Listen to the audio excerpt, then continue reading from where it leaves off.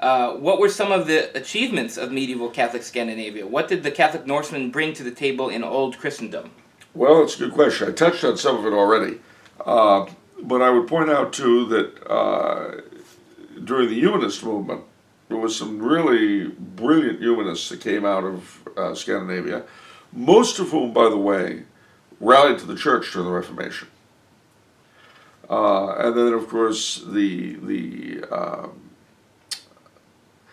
shrines that existed in Scandinavia beforehand, most of which, of course, are gone now, were the shrine of St. Olaf, in Trondheim, which has just been actually rebooted, the shrine of St. Canute in Odense, the shrine of St. Eric in Uppsala. These people from all over Europe went to these places. And one of the interesting stories, though, from the Reformation in Scandinavia was in Iceland, where there had been two bishops, Holar and Skalaholt. The Bishop of Holar died before things got exciting, when the King of Denmark wanted to impose the Reformation on Iceland. That left the Bishop of Skalaholt to deal with it. Now, Jan Andersson, and that was his name, was probably not a shining example of a good bishop, not with his 7 illegitimate sons and his mistress. But the Lutherans made him a deal. They said, you join the Lutheran Church, you can stay bishop, you can marry your woman, and all your sons will be legitimized. And hey, one of them could inherit the diocese after you. He refused. And he led an army against the Protestants. He was defeated. And he and his sons were given the chance to apostatize again. And they refused. And they were all killed. Wow. They were all martyred. So, what the Scandinavians brought to that, I mean, you look at St. Bridget and what she did, you look at what their missionaries did, you look at what, as I said, the Crusaders did, there certainly was a brilliant militant and warlike spirit in the Scandinavians, and that was the gift they brought to the church. Not just in terms of open warfare, but in their prayer life. There's a very wonderful version of the gospel in Saxon called Heliant, in which our Lord becomes a sort of war chieftain, Yeah. and the apostles become his war band, like Beowulf.